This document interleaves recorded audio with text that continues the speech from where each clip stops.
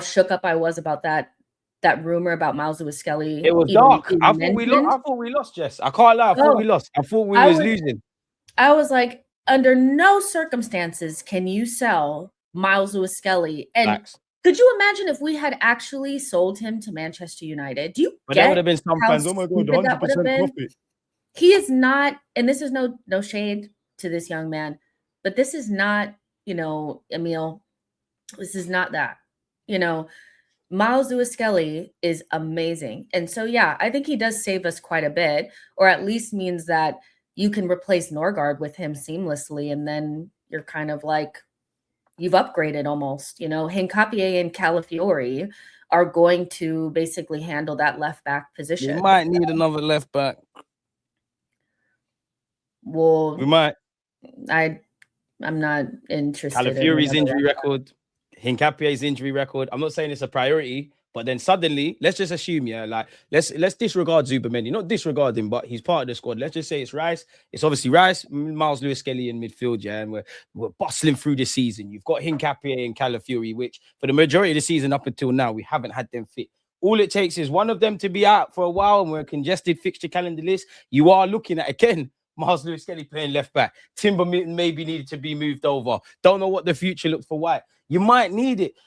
That's why, Jess, I don't mind us getting someone like Livramento. Obviously, I'm not necessarily saying him. He's going to cost a shit amount of money, but he's a right back. He can play left back. Obviously, he's got his own injury concerns, so I'm just using his profile as an example. Yeah. But midfield, I'd rather buy one player to do that. Like, I just don't think... If you can get a Tomiyasu sort, great, but where are they coming from? Where are they coming from? Well, just buy somebody that can play on both sides. I don't really see why we need to buy a right back and a left back and a DM when we have a graveyard up front, so, and that's going to cost a lot of money.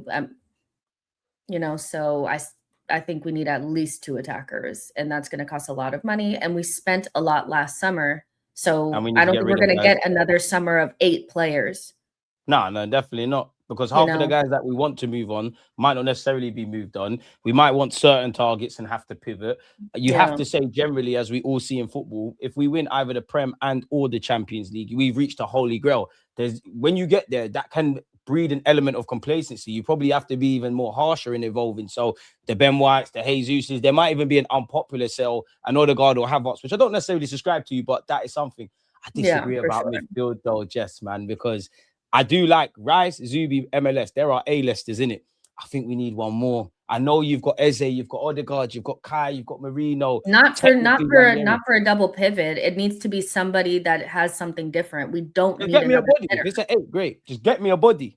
Because I'm nervous. But that's what I'm saying. I'm like, we don't need another DM. That's my point. We don't need another DM. I don't want to see another DM come into this club. Like, we don't need it. You have MLS that can go forward. You have Zubamendi that can sit. We don't need it. So if you're going to get another midfielder, they need to be something that adds something different. I wanted to ask you about midfield, Obviously, before we talk about the home game, the away leg, I don't remember if we spoke about it, but Zubi went into the 8, Rice went into the 6. What did you think of that? Just because you just reminded me of that.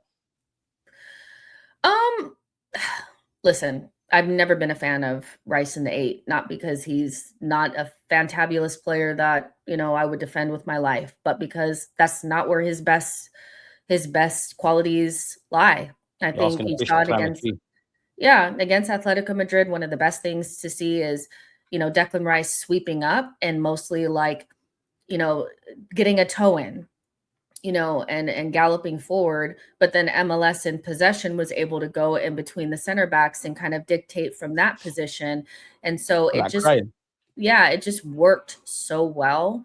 And I think that's what we need. And I think maybe that releases Zubamendi a little bit from this, role of feeling like he needs to be, like a regista or whatever. But, Rice in the 6 for the majority of the game, instead of sitting in the left half space, works so much better. I think he's always done his best work kind of either getting the ball and progressing it from deeper areas, but when he is already in that advanced area, is not good. And he's not the only player that's not great in those areas. Timber's not great in those areas. Hincapié to me is a little clunky in those areas. So just letting people be where they're supposed to be and where they do their best work, I think works. And I think both MLS and Zubamendi have a little bit more to offer going forward than Rice in tight spaces, if that makes sense. So yeah, I It's like a it. weird one. It's a weird one, just because like Rice actually, maybe it's because he's like, it's kind of what you're saying with the six. I think he's better receiving the ball when he's in that natural area. I know it's all dribbling, but I wouldn't say it's dribbling. Like, he's better when he's driving with the ball. As you said, he's mopping up. Miles Lewis Skelly's doing a work in progress, but he's doing his thing. I'm always going to back Zubamendi to the end. I've said in this first season, when it's them crazy end-to-end games, I do think he struggles. I do think he's hit a brick wall in terms of form. I don't know when he'll start again, but if he does come back into the lineup, it wouldn't surprise me if you see a rejuvenated kind of Zubamendi. Unpopular opinion, I think it's tactical instructions and nothing to do with his quality. You see all of his highlights in his early days at Arsenal, passing the ball forward and doing all that crap is nothing Zubamendi struggles with. It's probably more on the tactics, but it's neither here nor there. Somebody asked something in the chat, and I wanted to ask you as well. Where is it? Somebody said, would you take Tonali? I can't find the comment, but someone said, would you take Tonali? I would. I know it's going to cost a lot of peas. I would. It's just not a priority. Fair. It's just not a priority. Another person that's more of a 6, like, he's not particularly, he's not somebody whose passing range is just exquisite. Not the best. He's not necessarily like, what is it? I think because he has long hair and is Italian, people think he's Pirlo. He's not. He's just one of those. Like him. Out of the Newcastle midfielders, he's not as good as Bruno Guimaraes. He's just not somebody that I would prioritize. But I do like maybe Arsenal. It depends. You have to take into consideration that Miles Lewis Skelly is probably better than 90% of the players that you would buy in those positions. Like, you have to take that into consideration and think, okay, so how can we maximize the either 1 or 2 spaces in front of the 6? And I think, we could utilize somebody that can run through the block. You can utilize somebody that can pass through the block. You can utilize somebody that, like, it's just not it doesn't matter to me. Like, Tonali, what's he going to do that MLS can't? What? Listen, I'm just happy Lewis Skelly, like you said, we're seeing him play. We're seeing his stuff with his mum and his grandma. I'm cool with Miles Lewis Skelly. Of course, his form, his consistency, sometimes he's going to give the ball away, but who isn't? And like you said, whether you want to say 50 or 100 million, it does allow you to save money and maybe pivot away. And it gives people a rest as well. I want to be in a realm where you've got, if Zubamendi and Rice is your first pivot, or it's Lewis Skelly and Zubamendi or whatever have you, we can rest, man. Because what we're making Declan Rice do and Zubi is crazy. Arteta doesn't trust Norgard. Like, whatever. That's what I'm saying. Forget him. Bring guys that actually trusted. But in the biggest games, like when we really needed it, he's trusted Miles Lewis Skelly multiple times. So this is somebody that needs to be utilized in the squad, not just as some peripheral kind of person, but as somebody that can really like allow Zubamendi and Rice, like you said, some rest and also competition and things like that. It's great. I love it. I don't need anything else in them positions. I'm good. Let's look forward, Speaking of look forward, go on, Jess. Yeah, we're good. Speaking of looking forward, what you telling me about my guy Gyökeres? I told you don't give up on Gyökeres, man. If that performance, if Kai Havertz had that performance, everyone would be waffling. Oh yeah, for sure, 100%. Listen, like I'm not gonna backtrack. I definitely think that there's been times where I watched him and I'm like, but these last 2 performances, he's been the last performance. He was man of the match for me. That was just like without GA, that was a very, very good like top 9 for him. And this I'm always like, if I'm critical of a player, make me a liar. Make me a liar, please. Like, make me a liar. Make me look so dumb. I want that. I want that. And I wanted Gyökeres at the club. There was just times where I felt like, is he on the levels, whatever. Continue on with this, my guy. Like, he looks so good. I really wish he would have scored the Hincapié cross. That would have been a sick goal. But outside, I think he's been brilliant, in the last 2 games. Long may it continue. That's So how all do we you feel want. about Kai Havertz then? Because obviously, like, there's still a spot for him, all that kind of jazz, yeah. But if we brought in whether it was a Tonali or if it's someone that's gonna more be a Norgard replacement, you got Rice, Zubamendi, and whatnot. Odegaard's back in his form in that 10. Eze's doing his thing, and Gyökeres is clearly the number one. Or we bring in another striker. Considering that he's got 2 years left on his deal, he's got big wages. Obviously there's a lot of football and everyone gets injured, but like, what do you make of that? Because I do think Odegaard, who I love, and Kai, who I can, see what you bring. It'll be interesting, not so necessarily this summer for me, but like next, 2027, because of the money they're on, because the squad probably needs to evolve, and because they're key players to our system, and there's probably a need for our squad to evolve. So it's like, I am watching what's going on with Kai and Odegaard in particular. But yeah, what do you say to that? Yeah, I think obviously not everybody will be here forever, so I'm kind of in the mode of thinking right now that everybody that's kind of been a part of this, whatever you want to call it, for the last 5 seasons or so, I would really love for them to get silverware, because I think that they've definitely played a part even this season. Even if you look back at the players that haven't played a lot, they have contributed to whatever this is going to be. And I think Kai and Odegaard definitely fit in that category. 100%. At the same time, though, it's like less than their actual playing level is whether or not Arsenal foresee them being contributing enough, with also marrying up those injury records. I'm very, very concerned about the two of them. I think they both have been in and out quite a bit, and I do think that there might be a chance that one of them will leave this summer. I just don't know who. If I had to put my money on it, I would say potentially Kai. He's been, the rumors about them not being sure about that knee. And then also, the 2 years left, they said they were going to give him a new deal. Did they ever give it to him? And Radio silence at the moment. I think if you had to put your money on, is it, Kai or Odegaard? Odegaard will probably stay another year, and maybe he'll move on the next year, whatever. Because Eze will obviously get more, he'll get more integrated. He'll be, he'll eventually be in that spot. But Kai, I don't necessarily see where he's going to flourish in this team if Gyökeres is prioritized. Or you bring in another striker. Because we've been linked to strikers. We've been linked to strikers. We've been linked to players that play in the 9. And so it might not be the worst decision, especially because we know that Bayern will take him. Like Bayern they'll take him. He'll go, so I don't know. One of them will probably go. I don't know which one it is. I still think, one of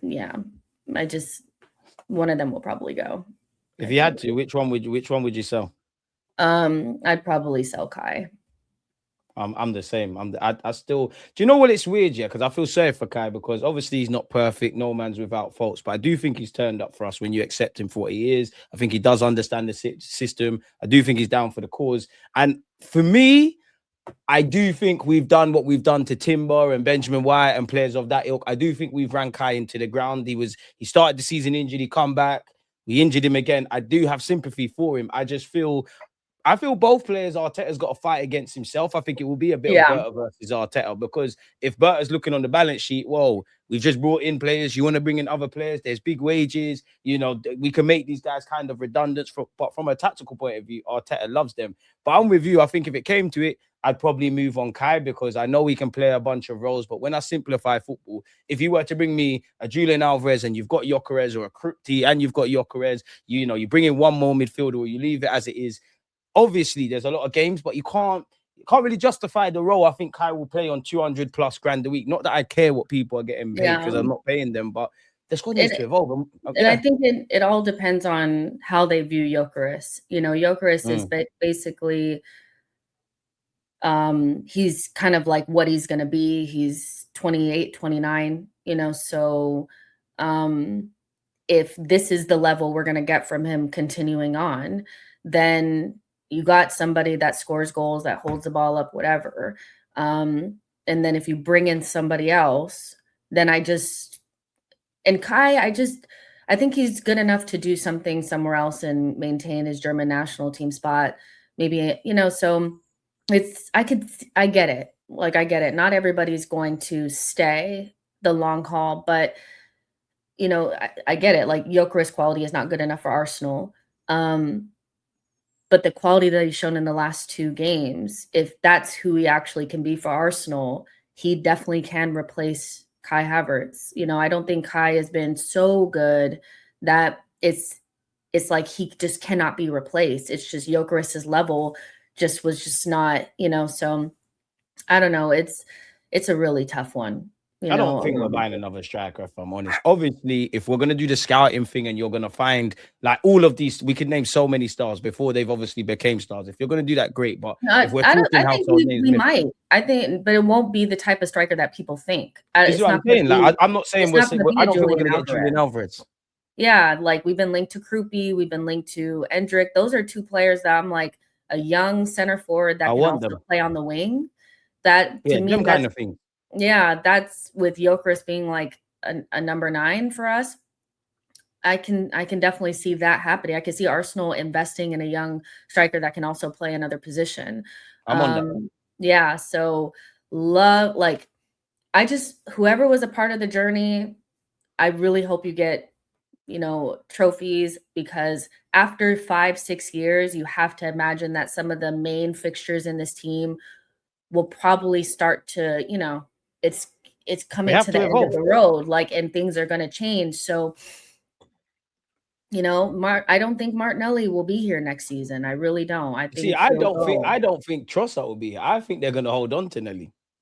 They can both leave, as I've said to you before, but I just don't think they're both going. And if I'm honest with you, whether I rate them or not, I don't think whatever I think about these players, yeah, like maybe Kai's not going to go, but humor me. If Kai leaves, if Jesus leaves, that's cool. Trossard and Martinelli, we're weaker. Like, we can bring in a quality left winger, but we got less options. I know we got a couple man that can float around, but if anything has shown us in the last 2 years, bro, we need bodies. And you could argue Trossard might be more attractive because he's better than Martinelli. He's younger. No, he's not younger. Sorry. He's going to cost less money. Martinelli's younger. He might come with a bigger fee. I just think Trossard might be easier to move on. They might just say, you know what, F it. And I just think the one thing that Martinelli gets over Trossard, not that Trossard doesn't because he started, is what he's going to do backwards. And Jess, my thoughts. When we start talking about a winger going backwards, we're already in scary territory. I'm more think Trossard's gone, though. Either one is cool with me, though. Yeah, I personally, if it was up to me, I would move them both on. I hear that. I'm not against that. And buy a star left winger, knowing that Eze can play there, and buy a number 10. Like, I'm over it. You want another 10? Yeah, I think we should get another number 10 because Eze,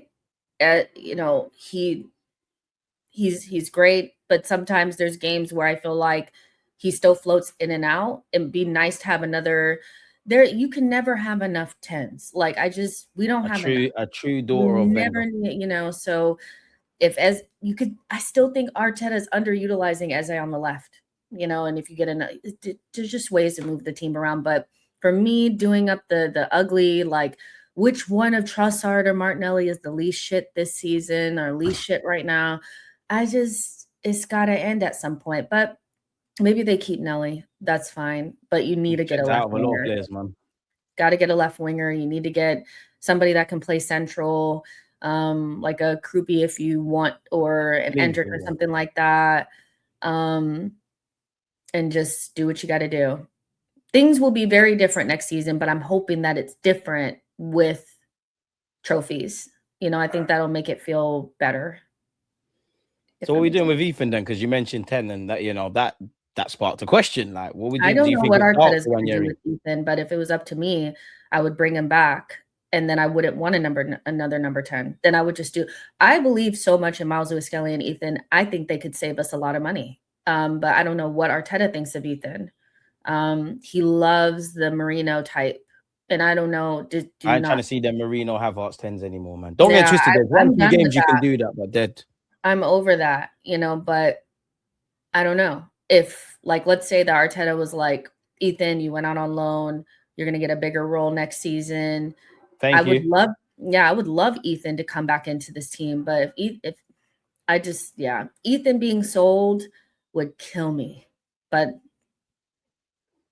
I can't It's lie not to you, my Jess. I'm starting to believe that, like, for what it's worth, I do think all options are on the table. I think he's in a toxic environment at Marseille. That's obviously going to help him learn. But in terms of him just getting first team football and us having this conversation, raw, why did we let him go on loan? That's obviously a myth. I think he could be sold for profit just because, me and you want Trossard gone, Martinelli gone, this one gone, that one gone. Wanyeri, I can see their beat. You'll probably fetch the highest fee, in my opinion. There's a market for you. They might just say, do you know what? Max is coming through. We're doing other things in the market. We love you, Wanyeri. It is what it is. I couldn't rule out going on another loan. I don't want Wanyeri to be one of them guys that once you go on them loan circuits, you don't make it back. I know, granted, Smith Rowe had what? He would have had 2 loans. He went Leipzig, it didn't really bang, and he went Huddersfield before his opportunity. But I just don't know. And with Wanyeri, kind of what you spoke about earlier, midfield looks packed. The 10 is packed. Right wing, like it or not, Noni's obviously been brought in for X amount of money. Max Dowman's ahead of him in the pecking order, and not to mention Saka. It'd be a shame because for me, I'm like you. I don't know why Wanyeri, Miles Lewis, Skelly, and Dowman, and obviously the young Marley Salmon, for what it's worth, they can't have a short, medium, and long-term future at this club. It'd be not a shame. I know not everyone can make it, but this those is three the only can. sorry to cut you, but this is the only toxic thing I will say today because it's really not the time. But the only toxic thing I will say is that I never wanted him to begin with, but I really hate that we got Nani because if I had to choose, I would love Ethan instead of Nani. And I like Nani, like Nani's cool, whatever. But Ethan to me added much more on that right wing and can add something in the middle.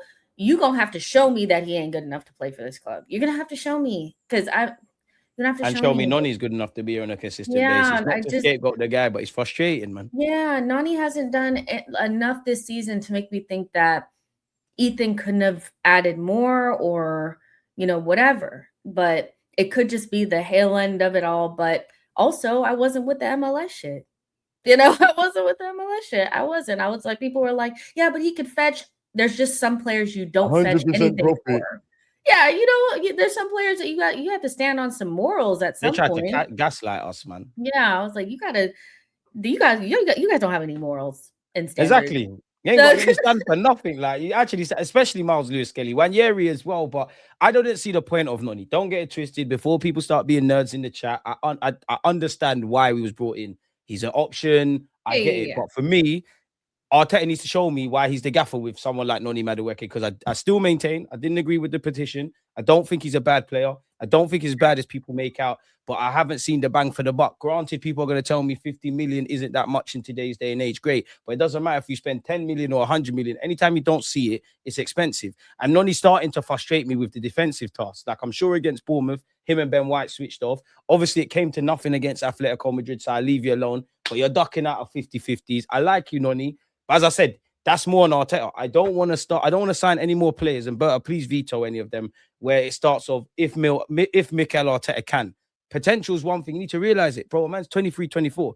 Am I wrong just for assuming that, one, maybe the penny drops, or two, he's going to play like this for the rest of his career, and he might have some seasons or periods where he's getting goals and doing all those things like Martinelli, but this is it.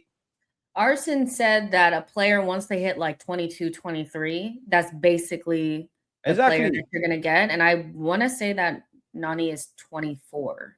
Like, he looks so raw.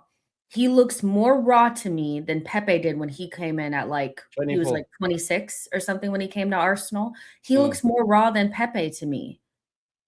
More raw than Pepe. I never thought I'd see another raw winger like that. And it's not even this is the only, listen, Nani, I back you. I back you. I want you to do well at the club. La, la, la, la, la.